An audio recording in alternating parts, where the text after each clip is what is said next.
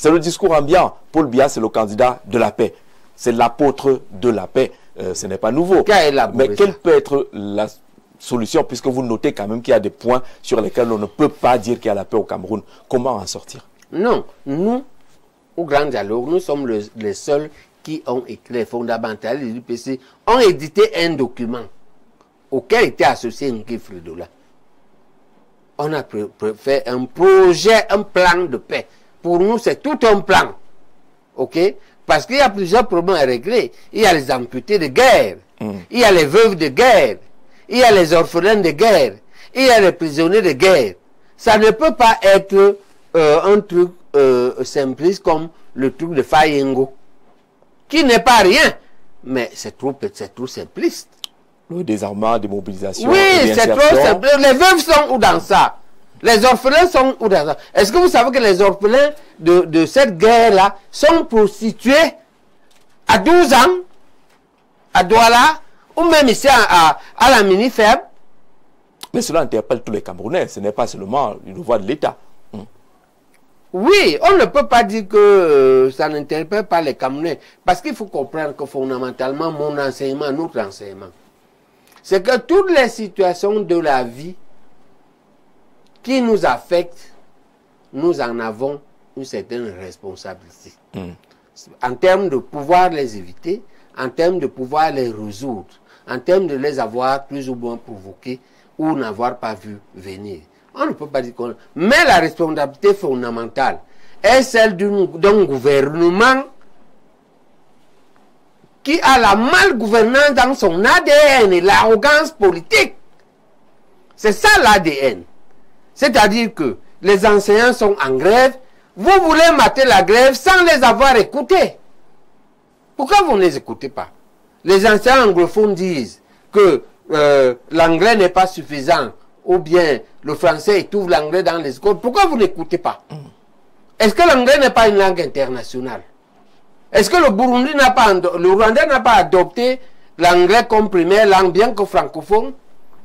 Est-ce qu'il s'emporte mal? Est-ce qu'il n'est pas président, ils n'ont pas la présidence de la francophonie? Qu'est-ce qui fait que vous n'écoutez pas vos compatriotes?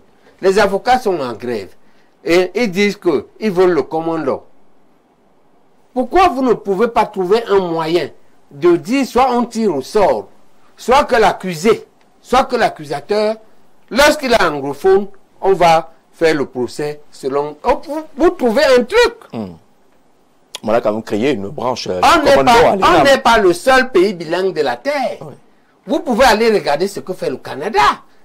OK? Vous pouvez aller regarder ce que fait la Belgique.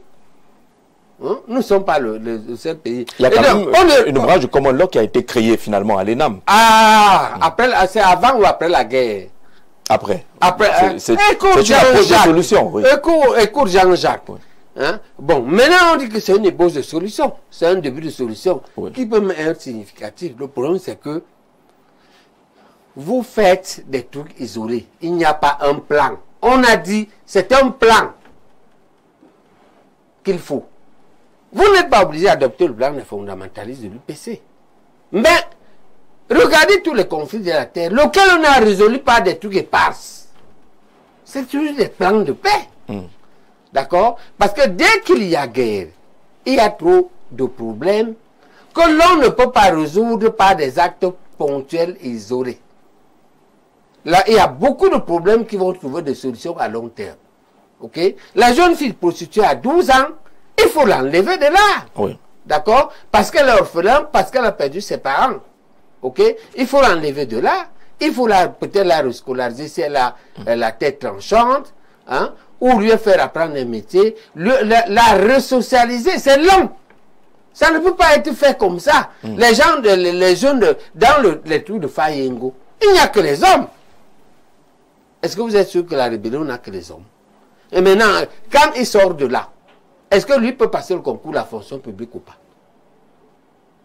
Qu'est-ce que vous avez prévu? Est-ce que lui peut être militaire ou pas? En réalité, c'est un piège pour qu'il sorte, c'est tout. Quand il sort, tout au plus... Il faut un véritable plan de sortie. Sortie ne doit pas se limiter à sortir de la forêt, déposer les armes. Oui, tout au plus apprendre il y a des petits métiers qui sont bidon, ou tout au plus, on lui achète une moto Qui vous a dit qu'il est condamné? Pourquoi lui doit être seulement motoman? S'il a le cerveau d'un médecin. Est-ce qu'on a réfléchi? D'accord? Profondément, qu'il est sorti, il a quitté la scolarisation à quel niveau? Qu'est-ce qu'il était capable de faire? Comment on fait pour le rattraper? On rétrograde les âges, il a perdu 5 ans. Hein? Peut-être qu'il a 25 ans, mais il était déjà en terminale scientifique. Ok?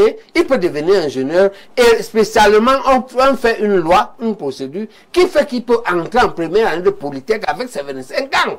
Et on lui donne même une bourse. C'est ça un gouvernement qui veut la paix.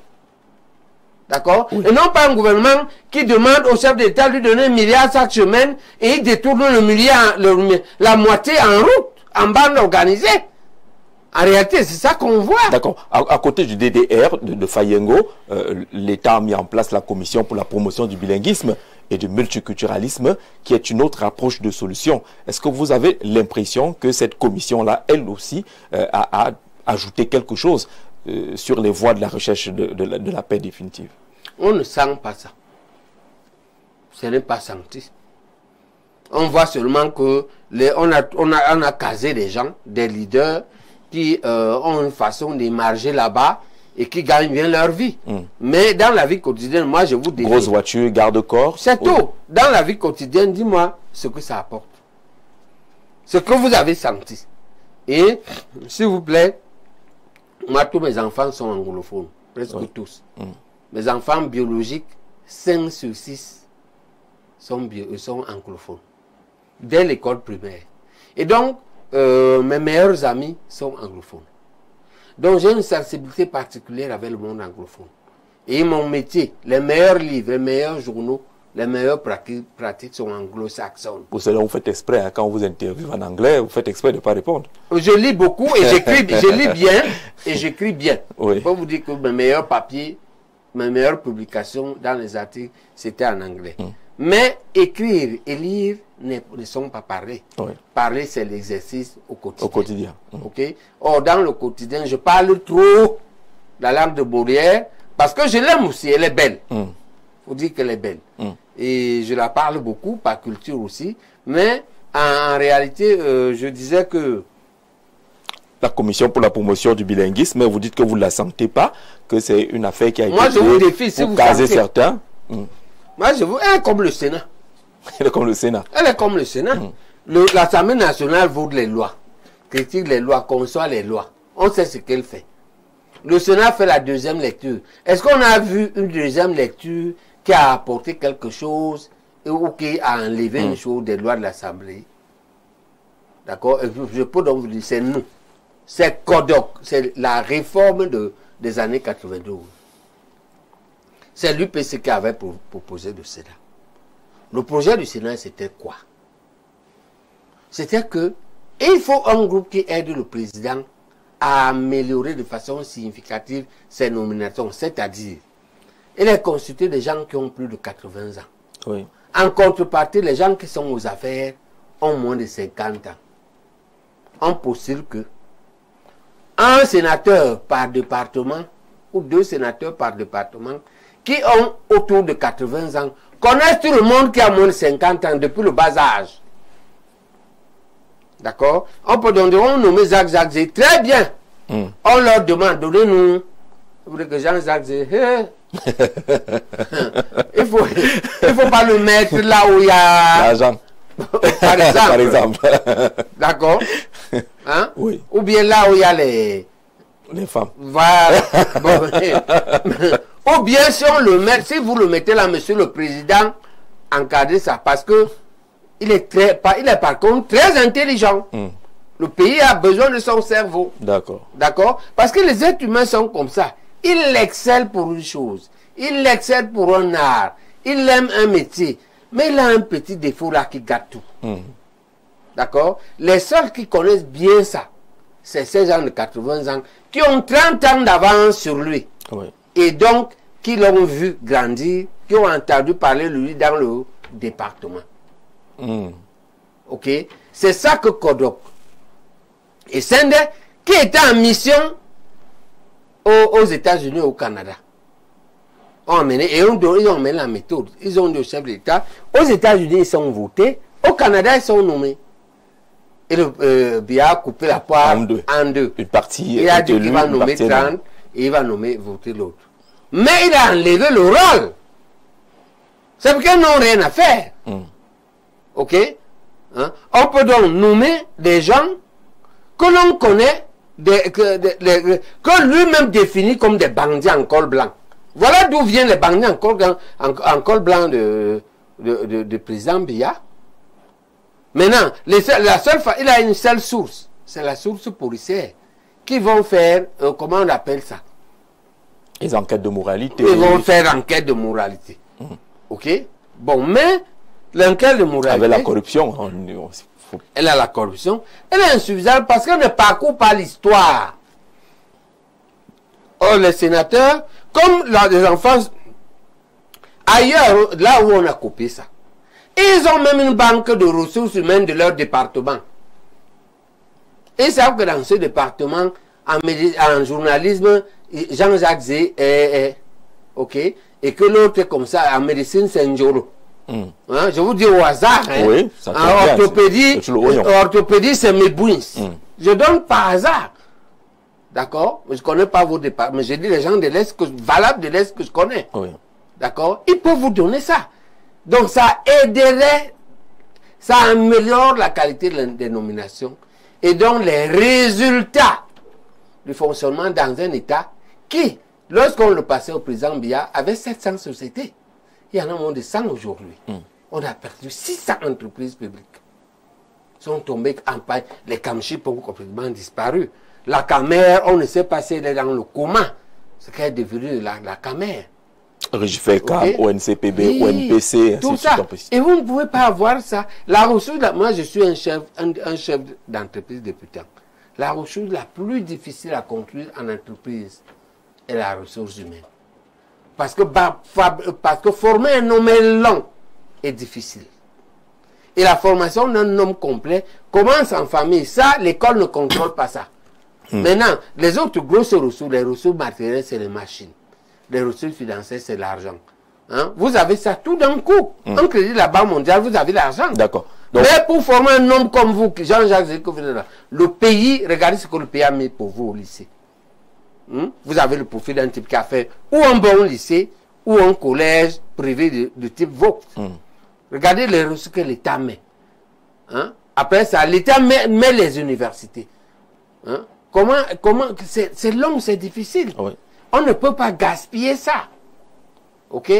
Et donc, je conclus que pour moi, la commission... La commission pour la promotion du bilinguisme et du multiculturalisme ne sert à rien. Tout comme le Sénat, son rôle a été finalement dévoyé. Il est sorti alors que les gens sont allés en mission voir et prendre le modèle pour amener au Cameroun ce qu'on a produit. Vous dites que ça ne sert véritablement à rien. Bonsoir Jean-Jacques et à son invité. La paix ne se décrète pas, elle se construit avec des hommes intègres et patriotes pour le développement du pays. Malheureusement, certains partis comme le R, au lieu de promouvoir le social, sont englués à la gouvernance du pouvoir afin de phagocyter les autres, comme celui du professeur ou le Pondol a vu son crabe divisé parce que certains, au lieu de prôner l'idéologie politique, ont plutôt couru vers la marmite du code pyromane d'Etoudi. Comment ferez-vous pour sortir de cette cacophonie sans subir l'influence du grand rassemblement? Là, on le ridicule Massok Thomas qui envoie ce message. Bonsoir, professeur. Il me semble que votre thématique est discriminatoire. Vaut mieux dire l'appel. Non, on n'est pas en train de parler de ça. Voilà, bonsoir, prof. Apôtre de la paix, mendiant de la paix sont les slogans qui sied à son auteur parce qu'on ne peut pas, on ne peut mendier que ce qu'on n'a pas et qui maintient dans la souffrance. C'est de Gonzague du côté de Bali qui a envoyé ce message-là. Maître Eyuko Roger, il dit bonsoir, bonsoir en particulier au professeur, s'il te plaît. Dis-lui que la fille qu'il était venu à Maniaï pour son neveu, j'attends encore le reste. Mais je l'aime toujours. Vous n'avez pas fini hein, avec votre neveu à Maniaï, vous n'avez pas terminé la dot, c'est de ça qu'il s'agit. Je vais aller reprendre ma fille. Je voudrais en outre préciser qu'une filière de la Common Law a été créée à l'ENAM, on l'a dit, et une section de la Chambre judiciaire de la Cour suprême où seuls les magistrats spécialistes en la matière officient. Très bonne émission. Maître Eyouk, qui est avocat ici à Yaoundé, transmettez mon bonsoir au brillant professeur, vigilant, honnête et ferme. Depuis que nous parlons de dialogue de paix au Cameroun, il y a un plan. Il a été pris en compte ou évalué, a-t-il été pris en compte ou évalué sur le grand dialogue? Les recommandations ont-elles été exécutées? Révérend depuis Garoua qui pose des questions, notamment sur la mise en œuvre des recommandations du grand dialogue national. Est-ce qu'il y a eu exécution effective de ces recommandations? Pour cela, la question fondamentale s'est affichée, présidentielle 2025, pour qui voter le 12 octobre, depuis que votre candidature n'a pas été validée? Est-ce que vous vous posez cette question? Je me pose la question sous une autre forme. Au lieu de cette question, la question c'est que nous devons savoir que en toute chose, tous les actes que nous posons, il y a ce qu'on appelle la méthode. En industrie, on appelle ça le procédé. Oui. Dans la cuisine, on sait que pour faire un bon dolé, il faut le dolé lui-même. Il faut du sel. Il faut ainsi de suite, il faut des choses. Oui. C'est comme ça cette question-là. Quel candidat soutenir? C'est ça la question. La première question. Et quelle est la méthode pour trouver le bon candidat? Nous, il faut savoir que il y a les leaders qui parlent là dehors. Il y a beaucoup. C'est la corruption. C'est-à-dire qu'un candidat distribue des enveloppes. Et c'est sur la base de cela. Il y en a d'autres, c'est léger. Il faut trouver les critères.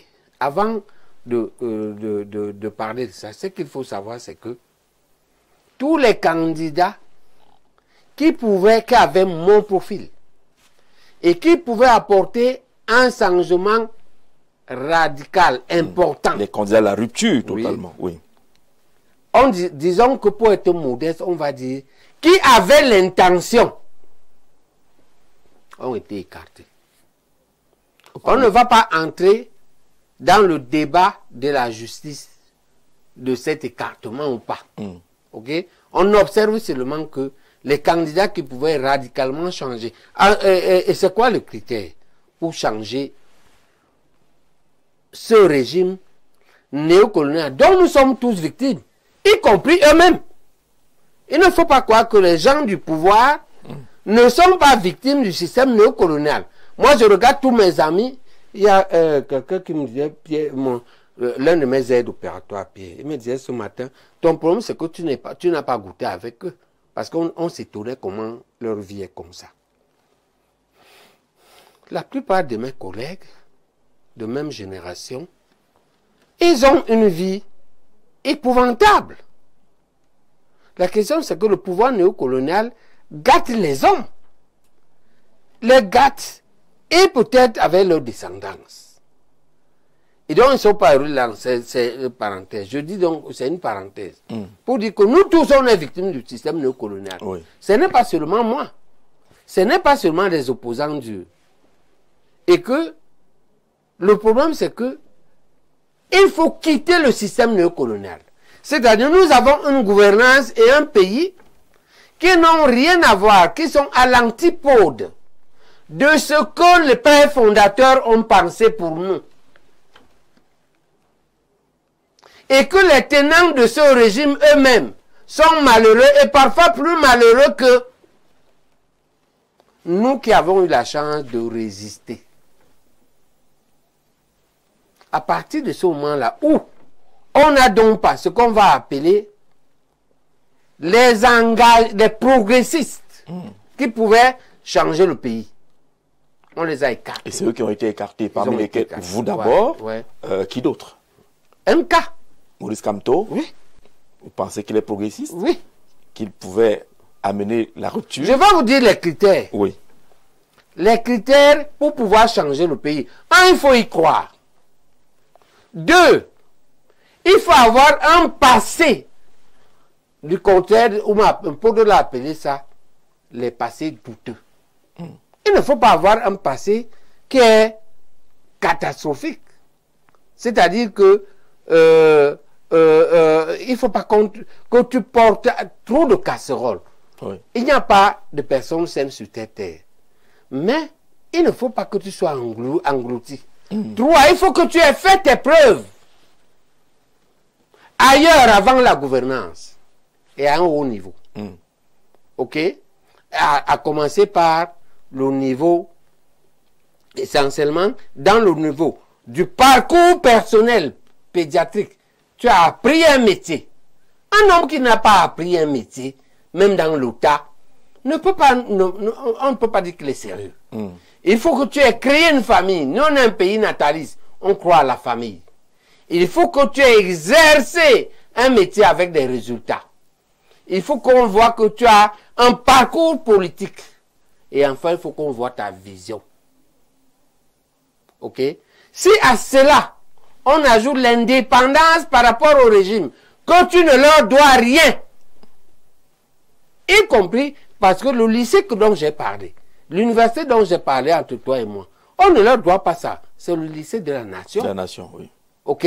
Voilà. Même la carrière de fonctionnaire, je ne leur dois pas. D'accord? La seule c'est pas une faveur. C'est pas une faveur. D'accord? Et y compris même la nomination, je ne les dois pas. Les postes là sont les postes de fonctionnaires. Ce n'est pas les postes d'un parti politique. Le problème, c'est comment tu exerces. Quand on t'a nommé, tu as profité pour piller ou tu as respecté la fortune publique. C'est le critère fondamental. OK? C'est le critère fondamental de l'indépendance. Regardez s'ils ont ça. S'ils n'ont pas ça, il n'y aura pas de changement. Parce que, par exemple, vous savez, moi, j'ai pris le culot de dire que je vais reprendre par force l'argent pillé, 10 000 milliards. Et que, pour prendre ce qui est dans les banques, ce n'est pas difficile, parce que la Cour des comptes nous a donné la liste. Avec le montant de chacun. Moi, on m'a donné ça. C'est un membre de la diaspora qui me l'a donné. Ça existe, oui. Voilà. Et que ceux qui ont mis dans la cacaoyère, sous le lit, dans le trou, ou dans la cacaoyère au village, ou dans le plafond à la maison, je vais les fouetter. Et ils vont dire. Ils vont dire là où ils ont gardé l'argent. Là, ils ont gardé l'argent. C'est-à-dire qu'ils vont faire la torture, interdite par les Nations Unies. Et les Nations Unies vont me dire si c'est autorisé de voler l'argent de l'État. OK? Parce qu'on aura prouvé de façon indiscutable qu'ils ont fait ça. Mais ça, c'est un homme indépendant. Et libre. OK? Mais c'est un peu extrémiste. Je suis d'accord. OK? Mais il y en a qui peuvent, on peut faire autrement pour atteindre nos mêmes résultats. Parce qu'on essaie de regarder le tableau de ceux qui sont encore en lice. Par rapport à ces critères-là, il va être difficile de trouver celui qui réponde à vos critères. D'où donc le doute sur leur capacité à changer. Maintenant, le problème est donc comment continuer avec eux en attendant que Dieu nous donne la grâce et le courage à ceux qui approchent le profil de le faire, de continuer la lutte. Et au niveau de naître, de se construire. D'accord? On doit survivre avant ça. Et pour survivre avant ça, on doit choisir parmi ceux qui sont restés. Et là, chacun d'entre nous, en toute âme et conscience, celui qui l'estime le moins mauvais. Et là, vous ne vous êtes pas encore prononcé. Je vous donne les critères. Je suis à l'étape des critères. En tout cas, personnellement, j'ai déjà quelqu'un. Hein, et si je vous donne le profil, je vous dis, c'est-à-dire que regardez-les. Il y a parmi eux des gens, parce qu'il ne faut pas croire que ça dépend seulement de là où ils viennent. Il y a des gens qui ont été dans le RDPC ou l'UNC, OK? Mais qui sont restés de bons citoyens. On a l'inverse. Il y a des gens qui portent le crabe partout, mais c'est de vrais cons. C'est-à-dire qu'ils ne font rien de ce que les pères fondateurs dans la vie quotidienne. On ne peut pas le faire comme ça. Et donc, si on a un type qui a travaillé très calmement, qui a respecté les engagements qu'il a pris, même dans le camp ojulatistes, dans toutes les communautés, même les bandits. D'accord? Moi, j'ai grandi dans un quartier qui n'était pas calme. On avait, l'une des activités était de jouer au poker. Dans le jeu du poker, il y avait ce qu'on appelle le katika. Même les bandits ont un arbitre. Oui. Et des règles. Oui. Ok?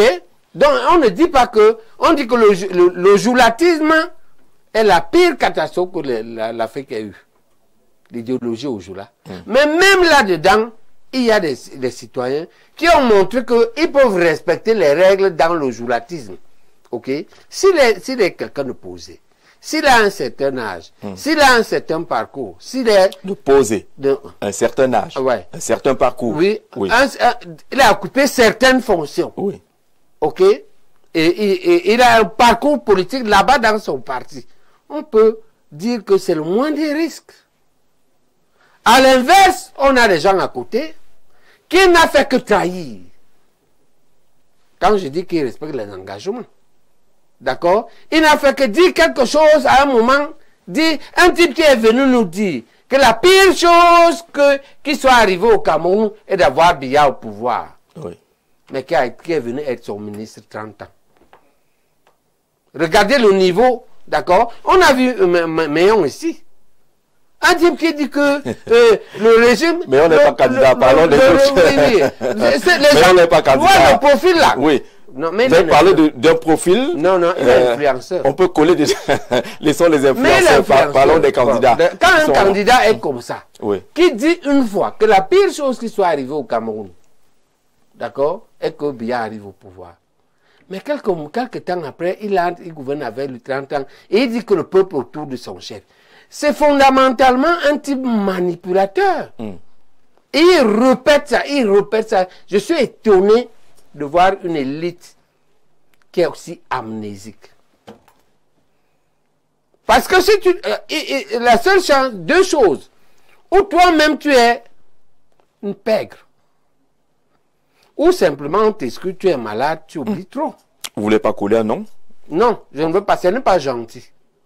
D'accord, nous avons obligation de courtoisie. On va fonctionner comme avec des portraits robots. On ne colle pas des noms. Oui, on ne peut pas. D'accord. Donc, on a des profils comme un type a plus de 30 ans. Mais il n'a jamais travaillé. Pourquoi tu n'as jamais travaillé? Pourquoi tu n'as jamais... Dans un pays où il y a l'agriculture, oui. Il y a le commerce, il y a le bayam selam, il y a les... Toi, tu n'as jamais rien fait. Il y a un profil comme ça parmi les candidats? Oui, il y en a. Il y a des gens qui n'ont rien fait. Il y a des gens qui ont fait. Mais il a fait partout à l'international, il a voyagé, il a été... Il n'a jamais rien fait au Cameroun. Il vient au Cameroun quand il a pris sa retraite. Pourquoi vous voulez... Pourquoi on a combien de temps pour savoir s'il n'est pas venu piller le Cameroun ou nous injecter un virus avant de repartir? D'accord? Donc, il y a tout cet amalgame-là. Alors, sur 12, le problème, si on procède par élimination, ça fait au moins 4 candidats que vous avez éliminés. On va... Oui. Oui. Ouais. Non. On n'a pas dit que c'est des profils. Il y a des profils où tu trouves plusieurs personnes.